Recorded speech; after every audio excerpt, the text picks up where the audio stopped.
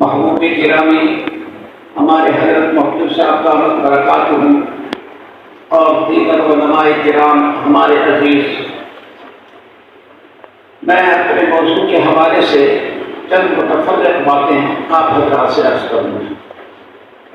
سب سے پہلی بات یہ ہے کہ آج کے دور کا ایک حادثہ یہ ہے کہ ہمارے حضرات اکابر علماء دیوبند کا جو ذوق ہے وہ آگے منتقل نہیں ہو رہا، اور ہمیں اس میں سوچنا چاہیے۔ ہمارے اکابر کا ذوق تھا دین کی جامعیت کا، اخلاص و تقویٰ کا۔ اس سلسلے میں وفاق المدارس نے ایک نئی کتاب رکھی ہے درجہ جلالین میں، علماء دیوبند کا نثر کے رخ اور اس کی تشریح۔ میں سارے طلباء سے، علماء سے عرض کروں گا کہ آپ وہ کتاب صرف پڑھیں نہیں بلکہ بار بار پڑھیں، انشاءاللہ العزیز آپ کو بڑی بصیرت معلوم ہوگی، بڑی بصیرت حاصل ہوگی۔ حضرات اکابر کے ذوق کو معلوم کرنے کے لیے دوسری کتاب حضرت شیخ الحدیث مولانا محمد زکریا رحمۃ اللہ علیہ کی آپ کی ہے، آپ کو پڑھیں، اپنے پاس رکھیں۔ جیسا کہ حضرت موضوع صاحب نے فرمایا تھا کہ آپ کو جمع کرنے کے مقاصد میں سے ایک مقصد رہنمائی بھی ہے، تو اسی سلسلے میں چند باتیں عرض ہیں۔ یہ ہمارا مادر علمی ہے خیر المدارس، اور اس کے بانی تھے حضرت مولانا خیر محمد صاحب رحمۃ اللہ علیہ۔ ہمارا جتنا تعلق اپنے مادر علمی سے مضبوط ہوگا، ہمارے دل میں جتنی زیادہ عظمت بانی خیر المدارس کی ہوگی، اتنا زیادہ ہم اس ادارے کا فیض دور رہتے ہوئے حاصل کر سکیں۔ آپ نے حدیث کی پڑھی نہیں سنی؟ المرء مع من احب، آدمی دور ہوتا ہے فیض لے لیتا ہے۔ حدیث پاک میں آتا ہے اگر کوئی آدمی کسی چیز سے محبت کرتا ہے اور دور بھی ہے تو وہ اس کا اثر لے لیتا ہے، اور اگر محبت نہیں ہے اور قریب بھی ہے تو وہ اثر نہیں لیتا۔ آپ دیکھتے نہیں کئی دفعہ طلباء جو ہے نا، ہم دیکھتے ہیں یہ کرکٹ کھیل رہے ہوتے ہیں اتوار کے دن، وہ بال جو پھینکتے ہیں نا سموسے کی طرح وہ بنا لیتے ہیں جس طریقے سے کھلاڑی بنا، ان کے دل میں کھلاڑی کی محبت ہے۔ تو آپ اگر آپ کے دل میں جب حضرت محبت ہوگی بانی کی، ادارے کی، تو انشاءاللہ العزیز اس ادارے پر، اس بانی کی قبر پر اللہ کی رحمتوں کا جو نزول ہو رہا ہے وہ انشاءاللہ آپ کو دور رہتے ہیں۔ لیکن محبت کے کچھ آثار اور کچھ تقاضے ہوتے ہیں۔ میں ایک بات ایسی کہتا ہوں توجہ دلانے کے لیے، آپ اگر تشریف لیں، ہم سوچیں کہ ہم میں سے کتنے ہیں جنہوں نے حضرت رحمۃ اللہ علیہ کی قبر ساتھ ہے وہاں پر جا کے حاضری کی۔ یہ چیزیں سوچا کریں، ہم میں سے کتنے ہیں جو اپنی 24 گھنٹے کی دعا میں ایک مرتبہ اپنے مادر علمی کے لیے دعا کرتے ہیں؟ ہم میں سے کتنے ہیں کہ جو کوشش کرتے ہیں کہ ممکن حد تک تھوڑی مقدار میں چاہے ہو میں اپنے مادر علمی کو مالی طور پر جو ہے نا کیا ہے فائدہ پہنچاؤں؟ یہ چیزیں ہیں جن کی طرف ہم کو توجہ کرنے کی ضرورت ہے۔ بہرحال میں نے جو بات عرض کی، کسی چیز کی عظمت پیدا ہوتی ہے اس کے خصائص سے۔ ہمیں چاہیے کہ ہم بانی خیر المدارس کی خصائص کو ذہن میں رکھیں۔ تو یاد رکھیں حضرت مولانا خیر محمد صاحب رحمۃ اللہ علیہ کی خصائص میں بنیادی مقصد جو تھا وہ استقامت علی الحق۔ اگر وہ انتقال حالات کیسی کیوں ہوں، کتنی تیز ہوائیں چلی، لیکن حضرت رحمۃ اللہ علیہ کے اندر عدل، اعتدال، استقامت علی الحق اور جامعیت کب آتا ہے؟ پاکستان بنتا ہے کہیں دورہ نہیں ہے، سب سے پہلے حضرت نے قصب کرسی کی حالت میں یہاں پر دورہ حدیث شروع کر دیا۔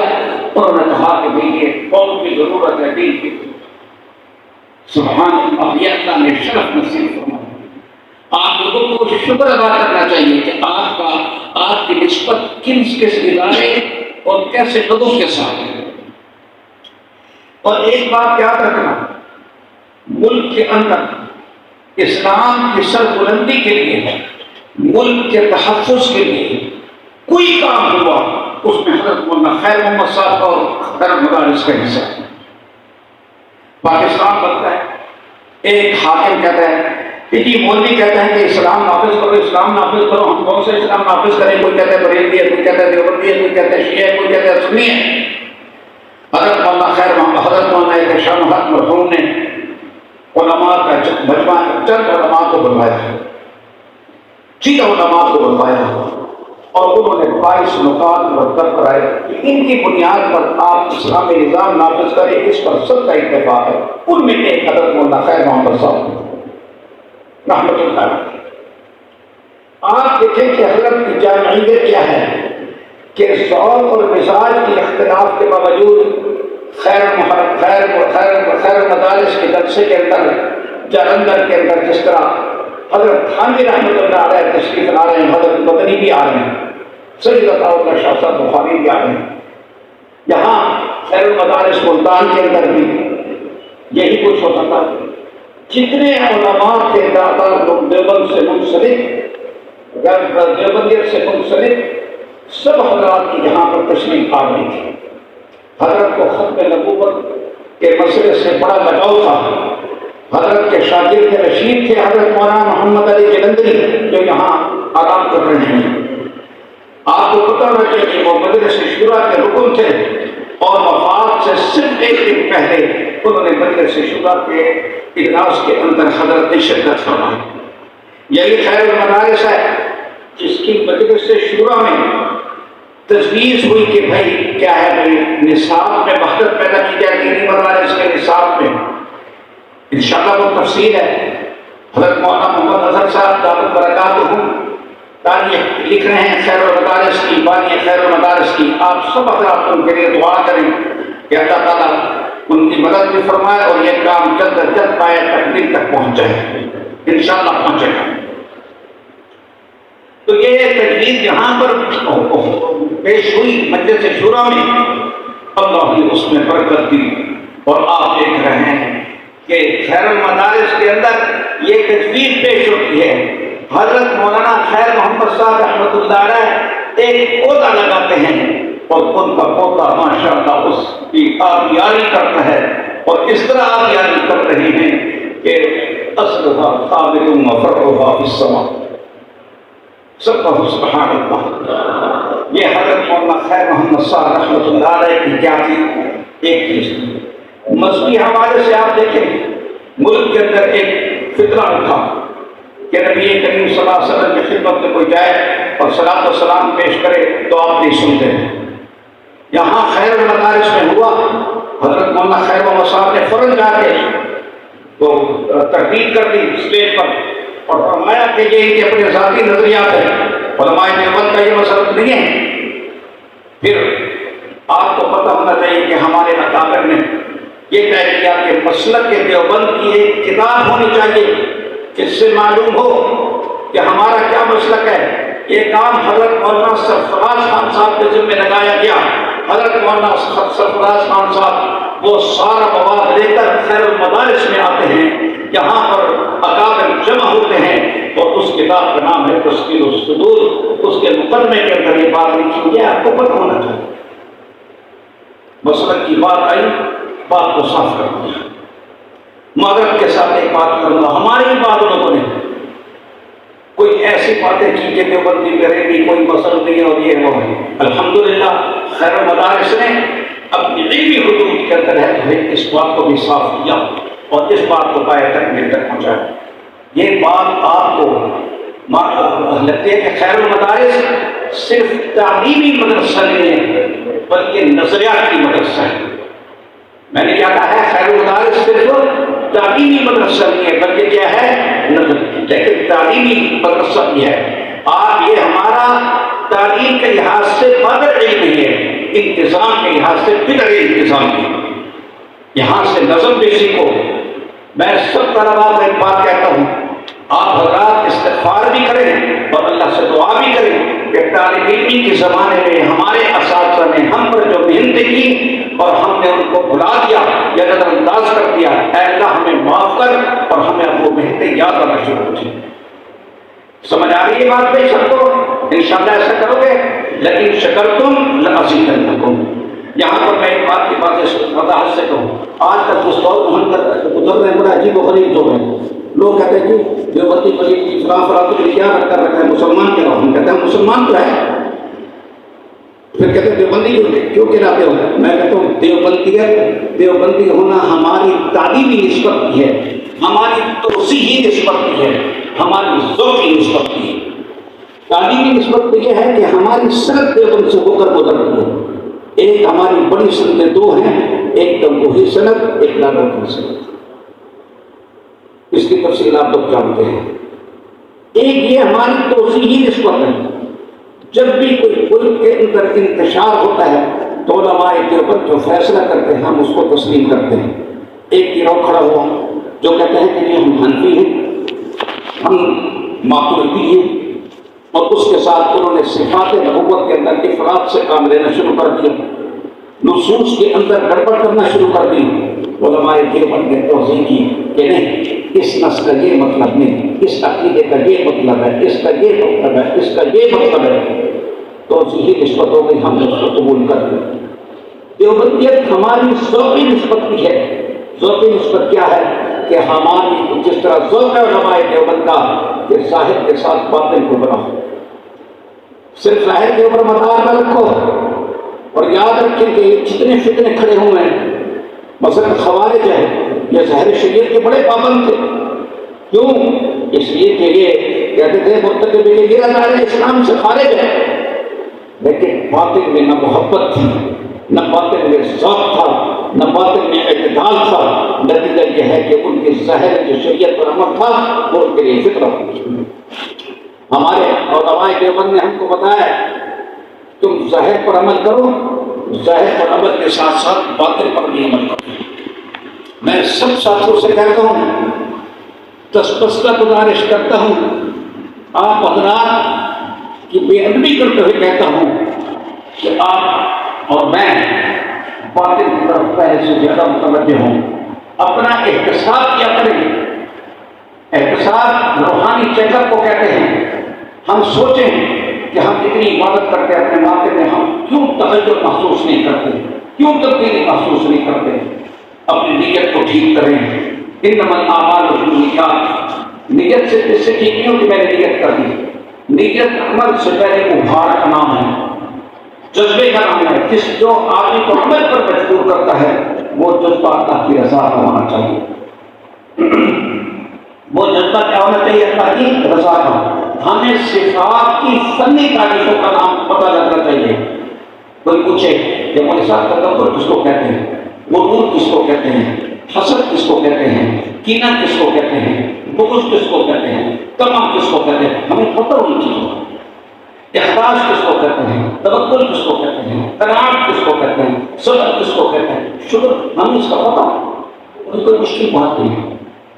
آپ کی رہنمائی کے لیے میں حضرت تھانوی رحمۃ اللہ علیہ کی تعلیمات سے خلاصہ کر کے، ایک صوفی محمد اقبال صاحب ہیں ہارون آبادی، انہوں نے کتاب لکھی ہے، اور ایک صوفی پیر محمد صاحب ہیں، انہوں نے کتاب لکھی ہے۔ تو کتابیں آپ لے لیں، ان کے اندر ایک ایک صفت کی تعریف، اس کی علامات، اس کا علاج، سب چیز موجود ہے۔ حضرت امام غزالی رحمۃ اللہ علیہ پڑھاتے تھے دیوبند بغداد میں، قرآن چھوڑ دیا۔ علماء کہتے ہیں حضرت آپ کی وجہ سے نقصان ہوا ہے۔ کہتے دیکھو بات سن کے، اگر میں تم سے ایران کا مسئلہ پوچھوں تو تم فوراً بتا دو گے، اور اگر میں تم سے پوچھوں تکبر کی کیا تعریف ہے تمہیں پتہ نہیں ہے، تم بتاؤ کیا کرتے ہو؟ اس کے لیے کسی صحیح اللہ والے سے رابطہ قائم کریں۔ صحیح اللہ والا وہ ہوتا ہے جس کی صحبت میں بیٹھ کے آپ کے دل کے اندر اللہ کی طرف توجہ ہو جائے، اور تزکیہ کا ذوق پیدا کریں۔ پھر کہتا ہوں تزکیہ کا ذوق پیدا کریں، پھر کہتا ہوں تزکیہ کا ذوق پیدا کریں۔ اللہ پاک نے سورۃ والشمس والضحیٰ کے اندر 7 قسمیں کھا کر فرمایا قد افلح من زکاہا، وہ آدمی کامیاب ہو گیا کہ جس نے کیا کی۔ جب تک ہمارا تزکیہ نہیں ہوگا، ہماری زبان میں تفسیر نہیں ہوگی۔ حضرات صحابہ کرام کا کیا ہوا؟ قرآن کہتا ہے ولكن الله حبب إليكم الإيمان وزينه في قلوبكم وكره إليكم الكفر والفسوق والعصيان. سبحان اللہ. صحابہ کرام کے دلوں کے اندر اللہ نے ایمان کو محبوب بنا دیا. کیا مطلب ہے؟ ان کو ایمان کی لذت نصیب ہو گئی، حلاوت ایمانی نصیب ہو گئی. ان کو کفر سے، اس چیزوں سے کبھی نفرت ہو گئی. نتیجہ کیا ہوا؟ اولئک هم الراشدون، وہ لوگ راشد بن گئے. حضرت امام راضی فرماتے ہیں اولئک هم المهتدون نے کہا اولئک هم الراشدون کہا اس لیے کہ مہتد اس کو کہتے ہیں جس کو راہ دکھائی جائے اور اس کو راہ سمجھ میں آ جائے، اور راشد اس کو کہتے ہیں جس کے دل سے ہدایت کے چشمے کھلے، جس کے دل سے کیا ہو. پھر یہاں پر لکھا ہے کہ آدمی کا تزکیہ کامل ہو جاتا ہے، اس کے دل سے ہدایت کے چشمے ابلنا شروع ہو جاتے ہیں، اس کا وجود نفس وجودی ہدایت ہوتا ہے. جیسے کہ ہمارے اللہ تھے صحابہ کی تو بہت اونچی شان تھی جو حضور نے فرمایا کہ تم کیا ہے لیکن ہمارے اکابر بھی کم نہیں تھے، جدھر جاتے تھے ان کی وجہ سے کیا ہے وہ میرا بھائی اپنے اکابر کو پہچانے، خیر محمد کو پہچانے، خیر المدارس کو پہچانے. یہ خیر المدارس ایسے چل گیا 100 سال کہہ رہے ہیں، یہ ایسے نہیں ہیں، یہ ان کی معصوم تھی، یہ ان کا تقویٰ تھا، یہ ان کا زہد تھا، یہ ان کا قناعت تھی، یہ ان کا راتوں کو اللہ کے سامنے رونا تھا. میں ایک بات عرض کرتا ہوں، ناراض تو نہیں ہو رہے.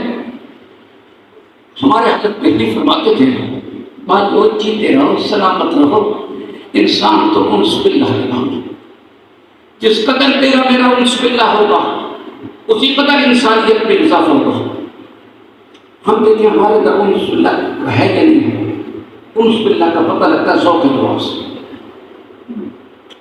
آج کل ایک رواج بنا ہوا ہے جو دعاؤں میں یاد رکھنا، کسی کو پتہ نہیں کیا دعا کرنی ہے، کسی نے پوچھو نہیں پریشان ہو جاتا. اچھا چلو اپنی جگہ پر اب وہ جو دعا ہم کرتے ہیں نا بیٹھ کے، ہم دعا ایسے کرتے ہیں جس طرح کریانہ کے دکان سے سودا لینا ہوتا ہے نا، یار اچھے یہ چیز دینا، یہ چیز دینا، 2-4 چیزیں مانگ کے بات ختم. ہائے ہائے، آپ نے اگر دعا سیکھنی ہے نا تو حزب العظم خریدو. حزب العظم کی دعاؤں میں غور کرو، اس کے ترجموں میں غور کرو. ساری دنیا یہ بیان کرتی ہے اللہ کو نبی کے ساتھ کیا پیار تھا، یہ کوئی نہیں بیان کرتا نبی کو اللہ کے ساتھ کیا پیار تھا. نبی کا اللہ کے ساتھ پیار کا پتہ لگتا ہے کس کے ساتھ؟ دعا سے. حضرت میں نے دیکھا یہ جمعرات کی منظر میں آپ کو اس سے کل نبی کریم صلی اللہ علیہ وسلم نے 25 اللہ کے صفات ذکر کر کے اللہ سے ایک چیز مانگی، منظور ہوگی کا کوئی حاجت، اے اللہ میں اپنی ساری حاجات تیرے سامنے پیش کرتا ہوں. 25 اللہ کی صفات ذکر کی. ایک ایک چیز جو جنگ غزوہ احد میں حضور صلی اللہ علیہ وسلم نے دیکھا کہ صحابہ کے چہرے پر ذرا مایوسی کا اثر ہے. فرمایا سبو صفوفکم حتی اثنی علی ربکم، فرمایا اللہم لک الحمد. اس کا ترجمہ کرتا ہے اے اللہ ہم تیرے لیے، میں اس کا ترجمہ کرتا ہوں اے اللہ ہم تو تجھے ہی سجدے ہیں. اللہم لک الحمد لا قابل لما بسطت ولا باسط لما قبضت ولا هادي لمن اضللت ولا مضل لمن هديت ولا مباعد لما قدمت ولا مقرب لما باعدت. اللهم ابسط علينا من بركاتك ورحمتك وفضلك. اللهم اني اسالك النعيم المقيم الذي لا يحول ولا يزول. اللهم اني اسالك الامن يوم الخوف. اللهم حبب اليك الايمان وزينه في قلوبنا وكره اليك الكفر والفسوق والعصيان واجعلنا من الراشدين. یہ دعاؤں کا ترجمہ میں غور کرو. ہمیں ترجمہ نہیں آتا، ترجمہ آتا ہے لکھنؤ اور دہلی کے لوگوں کو. وَتَعْصِمُنِي فِي دِينِي فِي دِينِ مُبْتَلًا، اے اللہ میرے دین میں میری حفاظت فرما، میں تو پھنس گیا ہوں. یہ ترجمہ ہے حضرت مولانا بدر عالم کا، میں تو پھنس گیا ہوں. وَتَعْصِمُنِي فِي وَتَنَالَنِي بِرَحْمَتِكَ، اے اللہ مجھے اپنی رحمت کے ساتھ تھامے لے. کیسے عجیب عجیب یار ترجمے ہیں. میں اگر واضح حضرت اگر ان سے کہتا ہوں کہ وعدہ لے لوں تو مناسب بات نہیں ہے بھائی. مناجات اب یہ کہنا یہ مناجات وقت یہ حزب العظم خریدو گے ہیں، اس کی دعا میں پڑھو گے ہیں. آخری بات ہمارے کچھ ساتھی ایسے، آخری بات 2 منٹ، لمبی بات نہیں، ہمارے کچھ ساتھی ایسے ہیں کہ جو دینی خدمت میں نہیں ہیں، مثلا پڑھنا پڑھانا نہیں ہوتا، وہ یا تو ہیں اس میں اسکولوں میں یا تجارت میں، اپنے علم کے ساتھ وفادار ہیں۔ آپ کسی مسجد کے اندر مفت درس دیں، صبح کا درس دیں، شام کا درس دیں، آپ اور کچھ نہیں ہو سکتا کہ جمعہ پڑھیں، قرآن کی تفسیر دیکھیں، حدیث دیکھیں، مطالعہ رکھیں قرآن اور حدیث کے ساتھ، اس کے ساتھ آپ کا علم تازہ رہے گا۔ اللہ سے دعا کرتا ہوں اللہ پاک ان باتوں پر عمل کرنے کے لیے توفیق